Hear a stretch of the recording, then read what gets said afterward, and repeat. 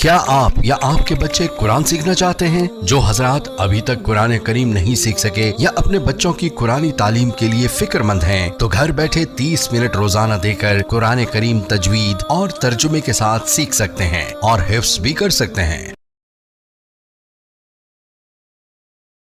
Crypto currency کا سوال آئے کسی خاتون کی طرف سے، حلال ہے یا حرام ہے؟ دیکھو، کرپٹو کرنسی کے بارے میں جو اس سافٹ ویئر کے جو ماہرین ہیں ان کی رائے میں اتنا اختلاف ہے۔ پہلے میں نے فتویٰ دیا جائز ہے، ان سے ہمارا رابطہ ہوا، انہوں نے ہمیں پورا سمجھایا ایسے ہوتا ہے ویسے، ہم نے کہا تو جائز ہے، میں نے فتویٰ دے دیا جائز ہے۔ دوسرے بڑے سے آئی لینڈ کے ہیں، وہ ٹاپ 10 میں ان کا شمار ہوتا ہے، وہ آئے، ان سے میری میٹنگ ہوئی، انہوں نے کہا بھائی یہ ناجائز ہے، اس میں یہ جو انہوں نے بتایا نا کہ یار، میں نے کہا یہ تو صحیح نہیں ہے۔ پھر تیسرے آئے، وہ ان سے بھی بڑے فنٹر، انہوں نے کہا ایسا ہے جائز ہے۔ پھر ہم نے کہا بھائی مجھے نہیں پتہ یہ جائز ہے کہ ناجائز ہے، کیونکہ اس کے ماہرین میں جب اختلاف ہو رہا ہے۔ دیکھو اب لوگ کہتے ہیں مفتی لوگ فتویٰ کیوں نہیں دے رہے؟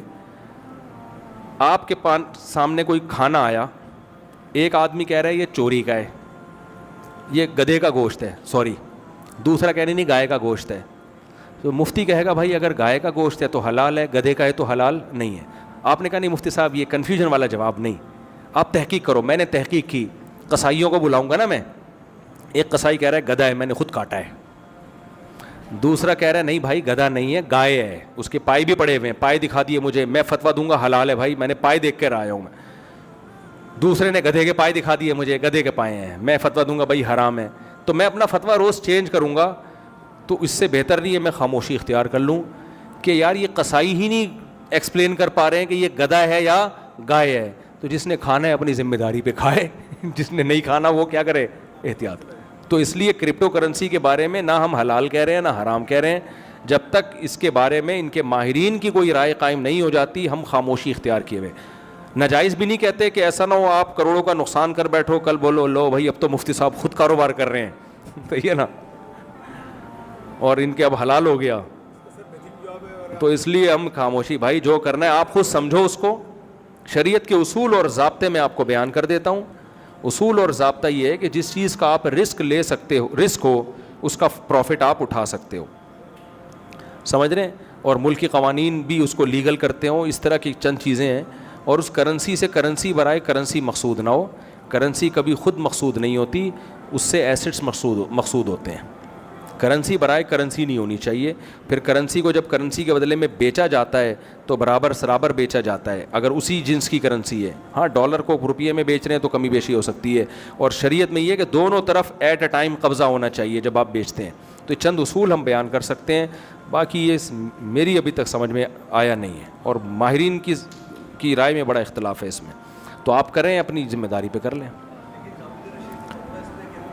جامعۃ الرشید کا آفیشیلی فتویٰ نہیں ہے، ان کے کسی پرسنل مفتی کا فتویٰ ہے، لیکن اس پہ بھی اویس پراچا صاحب کا ہے، لیکن ان پہ بھی بہت سارے جامعۃ الرشیدی کے علماء کو اشکالات ہیں۔ مفتی تقی عثمانی صاحب نے اس بارے میں ابھی تک کوئی رائے دی نہیں ہے۔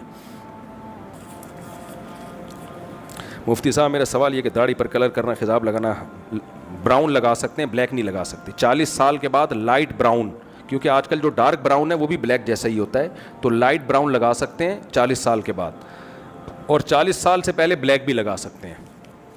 اور خواتین کی ایج اگر 40 سال سے زیادہ ہو جائے تو اگر شوہر کا بہت زیادہ اصرار ہے کہ بھئی بلیک، کیونکہ بعض کی کسی بیماری سے سفید ہو جاتے ہیں، تو خواتین کے لیے اس کی بھی گنجائش ہے، مرد کے لیے گنجائش نہیں ہے بلیک لگانے کی، سوائے جنگ کے موقع پہ دشمن پہ روپ ڈالنے کے لیے، دشمن کو لگے بھئی کوئی جوان ہے، ایسا نہ ہو دشمن کے اتنے بزرگ آ گئے تو دم کر دیں آپ ہمارے اوپر، ٹھیک ہے نا، دشمن پہ روپ کے لیے۔ نارملی 40 سال کے بعد مرد کے لیے بلیک کلر کی اجازت نہیں ہے، لائٹ براؤن لگا سکتے ہیں۔ میرا سوال یہ ہے کہ آسٹریلیا میں اسلامک بینکنگ کی انسٹالمنٹ کم زیادہ ہوتی ہے؟ یار آسٹریلیا میں جو اسلامک بینکنگ ہے اس پہ بہت سارے اشکالات ہیں، مجھے کسی نے بتایا کہ وہ ڈاؤٹ ہے، اس میں ڈرامے بازی ہے، اس میں بینکنگ ہے نہیں۔ اب مجھے حقیقت معلوم نہیں ہے، تو جب تک میں پراپر وے میں اس کی تحقیق نہ کر لوں، میں آسٹریلیا میں جو بینکنگ چل رہی ہے اس پہ فتویٰ نہیں دے سکتا کچھ، کیونکہ جب سے اسلامک بینکنگ آئی ہے نا تو کچھ لوگ اپنے منجن بھی بیچنا شروع کر دیا اسلامک بینکنگ کے نام پہ۔ اس کی نگرانی کون کر رہا ہے، کیا کیسے ہو رہا ہے، صرف ٹوپی ڈرامہ تو نہیں ہو رہا، پریکٹیکلی ایسا ہو بھی رہا ہے، بڑا مشکل کام ہے، تو اس لیے میں کوئی ذمہ داری نہیں لیتا اس کی۔ دیکھیں گھر لون پہ، مورگیج پہ لینا جائز نہیں ہے، کیونکہ سودی قرضہ ہے وہ۔ شدید مجبوری ہو تو جائز ہے۔ شدید مجبوری کسے کہتے ہیں؟ شدید مجبوری اسے کہتے ہیں کہ رینٹ پہ مل ہی نہیں رہا ہو, رینٹ پہ مل نہیں رہا ہو. مثال کے طور پر ایک صاحب مجھ سے ملے, ان کے پشاور کی فیملی تھی, 6-7 بچے تھے ان کے, وہ رہتے ہیں اٹلی میں. کہہ رہے ہمیں کوئی رینٹ پہ گھر دے ہی نہیں رہا, کیونکہ وہ کہہ رہے ہیں ہمیں چھوٹی فیملی چاہیے. تو پھر ایسی مجبوری میں اب روڈ پہ تو نہیں رہ سکتا نا انسان, تو ایسی مجبوری میں گنجائش ہے. لیکن جب تک آپ رینٹ پہ رہ سکتے ہو تو آپ کے لیے مورگیج پہ گھر لینا جائز نہیں ہے. ہاں لوگ کہتے ہیں بھائی ایک گھر تو اپنی ضرورت کی ہے تو ہم کیوں نہیں لے سکتے. گھر یقیناً انسان کی ضرورت ہے, لیکن گھر کا اپنا ہونا انسان کی ضرورت نہیں ہے. سمجھ رہے ہیں کہ نہیں سمجھ رہے؟ اپنا گھر ہونا انسان کی ضرورت اس کو کہیں گے جس کو شریعت ضرورت کہتی ہے. ورنہ تو بحریہ ٹاؤن والے ریاض ملک کہیں گے کہ میری ضرورت 6 ایسے بحریہ ٹاؤن اور بن جائیں, یہ میری بہت سخت ضرورت ہے. تو وہ تو لگژری ہے نا. گھر ضرورت ہے, روڈ پہ نہیں رہ سکتا اپنے بیوی بچوں کے ساتھ. گھر تو اگر وہ کرائے پہ ارینج ہو گیا ہے تو ضرورت آپ کی پوری ہو گئی ہے. آگے اپنا ہو اچھی بات ہے, اگر اپنا ہو تو اپنے پیسوں سے ہو, سود سے نہ ہو تو ٹھیک ہے. لیکن اگر سود پہ گھر لینا پڑ رہا ہے تو یہ جائز نہیں ہے آپ کے لیے. سمجھ رہے ہیں؟ ہاں مجبوری ہو تو ایک الگ بات ہے. مجبوری میں نے بتا دی, رینٹ پہ مل ہی نہیں رہا تو ایک الگ بات ہے. ٹھیک ہے جی.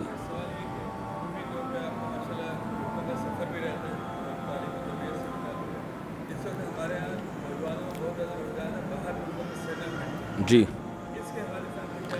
باہر ملکوں میں سیٹلمنٹ کو میں تو نہیں پسند کرتا. وجہ اس کی یہ کہ بہت ٹینشن والے حالات ہوتے ہیں باہر ملک میں جا کے, اور پاکستان کے حالات ابھی اچھے ہونے بھی لگے ہیں. آپ مایوسی سے نکل جائیں. ہم لوگوں نے اتنا نیگیٹو سوچ لیا ہے. ابھی دیکھو ڈالر 278 یا 279 پہ آ کے رک گیا ہے. اب کسی سے بھی بات کرو یار ایک اچھی خبر ہے اتنے عرصے تک رک گیا, لوگ کہتے ہیں اب یہ تو مصنوعی ہے. اب نا لوگ آٹو پہ سیٹ ہو گئے ہیں. نیگیٹیوٹی میں آٹو پہ کوئی بٹن دبا کے چلا گیا ہے ہمارا. یہ مصنوعی نہیں ہے. جو اندر کی خبر ہے نا, میں ایک مشہور آدمی ہوں تو ظاہر ہے ہر طرح کے لوگوں سے اٹھنا بیٹھنا ہوگا نا ہمارا. کیا خیال ہے؟ ہر طرح سے. میں رکشے والے کے پاس بھی بیٹھتا ہوں اور بڑے بڑے بیوروکریٹس ہیں ان سے بھی ہماری گپ شپ ہوتی ہے. ہر طرح کے لوگوں سے ملتے ہیں ہم لوگ. تو ڈالر اصل میں 278 یا 280 چل رہا ہے میرا خیال ہے. اصل میں اور نیچے آ چکا ہے. اس کو یہاں روکا گیا ہے کہ ایک دم سے نیچے آنے میں بھی بہت سارے نقصانات ہیں. ورنہ ڈالر بہت, ہماری کرنسی پہلے سے بہت زیادہ اسٹیبل ہو چکی ہے. بجلی کا بل 7 روپے جو کم کیا گیا ہے, اب لوگ اس پہ بھی باتیں کر رہے ہیں اب یہ سب ڈرامہ نہیں ہے. یہ واقعی میں سستائی ہوئی ہے, سچی مچی کی سستائی ہے یہ. تو کبھی کوئی اچھی خبر سن کے خوش ہونے پر گورنمنٹ کی طرف سے کوئی پابندی نہیں ہے. خوش والی جیسے غم کی بات پہ غم ہونا نیچرل ہے. بہت سارے غم ہم نے پاکستان میں دیکھے. مجھے یاد ہے میں نے GTO 125 رکھی ہوئی تھی کاواساکی میں. پٹرول بہت ڈلتا تھا. میں ایک دن گیا تو پٹرول ہی مہنگا ہو جا رہا تھا. نواز شریف کی حکومت تھی, پھر مہنگا ہو گیا. میں نے کہا یہ کیا ہے یار, جب آؤ 5 روپے مہنگا. تو ایک اور ساتھ بائک میں میرے بندہ ساتھ میں نا, میں نے کہا آپ کو ٹینشن نہیں ہو رہی؟ کہہ رہے یار اکیلے میرے لیے ہوا ہوتا تو ٹینشن ہوتی, سب کے لیے ہو رہا ہے نا. تو مجھے بڑی موٹیویشن ملی اس سے. میں نے کہا بات تو صحیح ہے یار, سبھی کے لیے ہوا ہے, کوئی میرے اکیلے کے لیے تھوڑی ہوا ہے. تو جیسے غم کی خبر پہ ہمیں غم ہونا نیچرل ہے, تو خوشی کی خبر پہ خوش بھی ہو جانا چاہیے.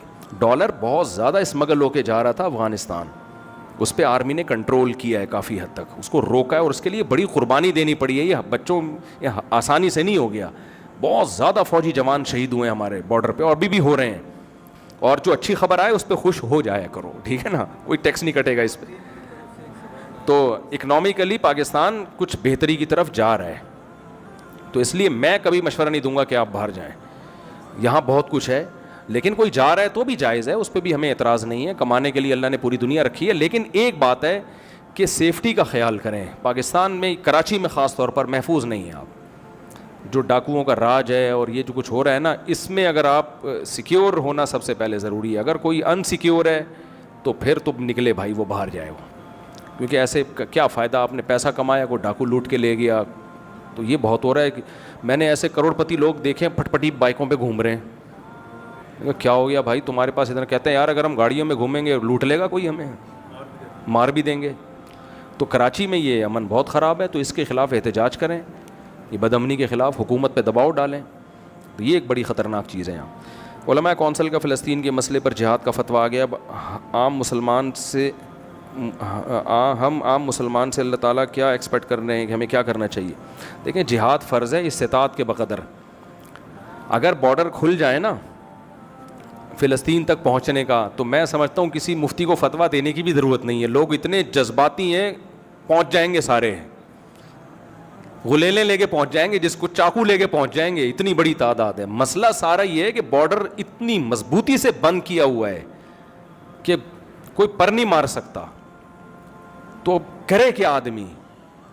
تو اب ہمارے پاس یہ ہے کہ یا تو ہم ان کی مدد کے لیے لیگل وے میں ٹرسٹ کے ذریعے پیسے بھیجیں, وہ ہم بھیجتے رہتے ہیں جو ہمارے بس میں, یا یہ کہ ہم دعا کریں ان کے لیے. جی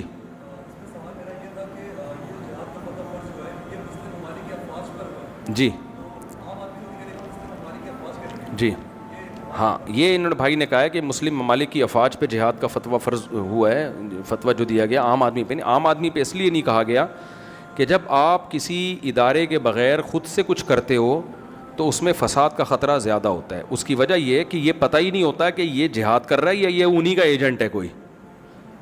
تو کبھی بھی عام آدمی کو اس کی اجازت نہیں دی جاتی کہ وہ انڈیویجولی طور پہ کوئی تحریک شروع کر دے. ہوتا یہ ہے کہ جب غیر مسلم طاقتیں اور اسلام دشمن طاقتیں دیکھتی ہیں کہ ان کے جذبات گرم ہیں, بہت ٹائٹ طریقے سے یہ بھی جذباتی ہوئے ہوئے ہیں, تو وہ آ کے ان جذبات کو غلط کیش کرانا شروع کر دیتے ہیں. وہ آئیں گے پگڑی باندھ کے, فلسطین کا جھنڈا لہرا کے, آؤ ہمارے ساتھ, آپ جاؤ گے. وہ سب عین ممکن ہے اسرائیلی کے ایجنٹ ہو وہ, اور یہ ہوائی باتیں نہیں ہیں, ایسا ہوا ہے ماضی میں. اداروں کو بیوقوف بنانا مشکل ہوتا ہے, تو اس لیے کہا جاتا ہے کہ بھئی اسلامی ملکوں کی فوجیں پہل کریں. وہ کریں تو پھر دیکھو پبلک پیچھے پیچھے جائے گی ان کے. لوگ اتنے بھرے ہوئے ہیں جذبات سے, اور اچھے ایمان کے جذبات ہیں, یہ جائیں گے لوگ. ویسے بھی ہم بے روزگار یہاں پڑے ہوئے کیا کر رہے ہیں, پاکستانی تو چاہ رہے ہیں کوئی اچھی ڈمپر کے نیچے آگے مرنے سے بہتر ہے کسی اچھی جگہ جا کے شہید ہو جائیں, یا ڈاکوؤں سے مرنے سے بہتر ہے بھائی جا کے وہاں شہید ہو جائیں. لیکن جب تک کوئی پراپر ادارہ نہ ہو نا, تو آپ کو یہی نہیں پتہ چلتا یہ ایک نمبر ہے. کتنے لوگوں نے چندہ لیا ہے فلسطین کے نام پہ اور کوٹھیاں بنا لی ہیں. بہت مشکل ہوتا ہے یہ تحقیق کرنا. میرا مقصد آپ کو ڈرانا نہیں ہے, کرنا بہت کچھ چاہیے, لیکن یہ نہیں ہے کہ اگر آپ صحیح طریقے سے کچھ کام نہیں کر سکتے تو غلط طریقے سے آپ کرنا شروع کر دیں.